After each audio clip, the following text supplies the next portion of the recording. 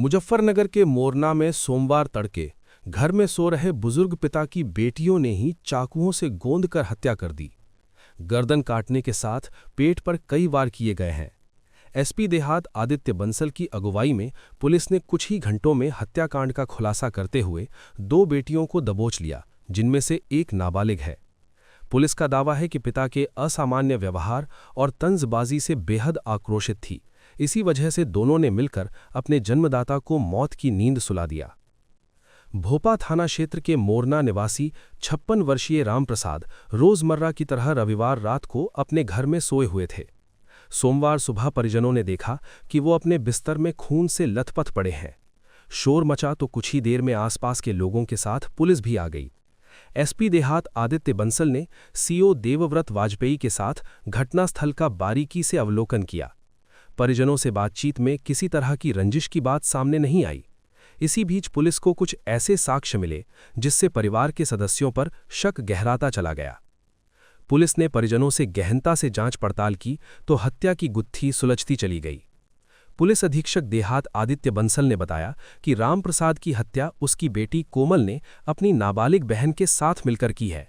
रात में 2 से 3 बजे के करीब दोनों बहनों ने पहले तो पिता की गर्दन काटी और उनके पेट पर कई वार किए, जिससे उनकी जान चली गई।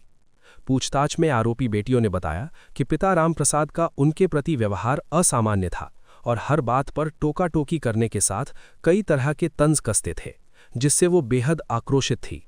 तंग आकर उन्होंने 2 दिन पहले पिता की हत्या की योजना बनाई और रविवार रात वारदात को अंजाम दे दिया। उन्होंने बताया कि हत्या के बाद दोनों खून से सने पिता के जूते, चाकू और दूसरा सामान भूस के कोठरे में छिपा दिया था, जिनकी निशानदेही पर आलाए कत्ल बरामद हो गया है।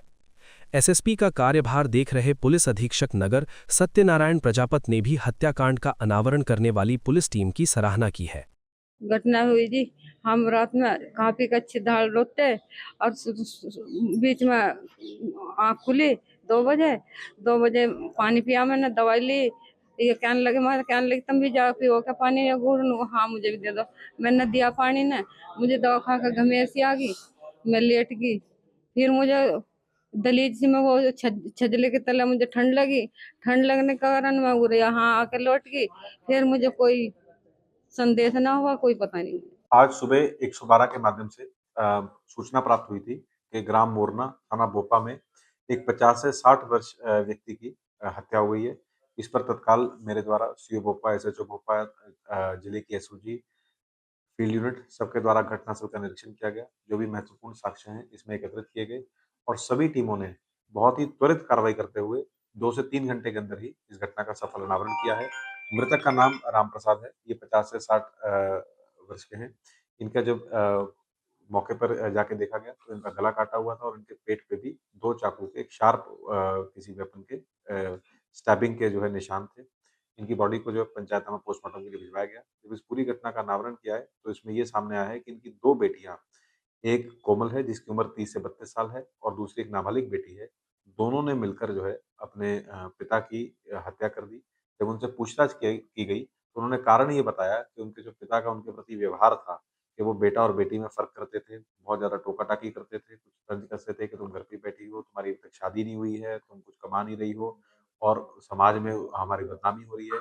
ये सब टॉन्ट से तानों से इन सब से परेशान होकर के दोनों बेटियों ने जो है मिलकर इसकी योजना बनाई। 2 दिन से वो लगभग इसकी प्लानिंग कर रही थी और रात में जब उनका जो है उन्होंने अपने पिता को एक बार समझाने का प्रयास किया, पिता ने फिर भी उनको गुस्से में कोई बात बोली, तो आवेश में आकर उन्होंने जो है चाकू से इस तरीके से अपने पिता पर हमला किया और उसके बाद उनकी हत्या कर दी। उनकी बेटी की निशानदेही से उनका जो हत्या जिस चाकू से किया गया, वो चाकू भी और खून में लदे हुए कपड़े, जो कपड़े उसने हत्या के समय पे पहने थे बेटी ने, वो कपड़ों एक पोटली में बंद करके जो भूस में डाल रखी थी, वो पोटली भी हमने बरामद की है और इसी प्रकार इस घटना का जो अनावरण किया गया है। दोनों को जो है नियमानुसार गिरफ्तार किया गया है और माननीय न्यायालय समक्ष इनको प्रस्तुत किया जाएगा।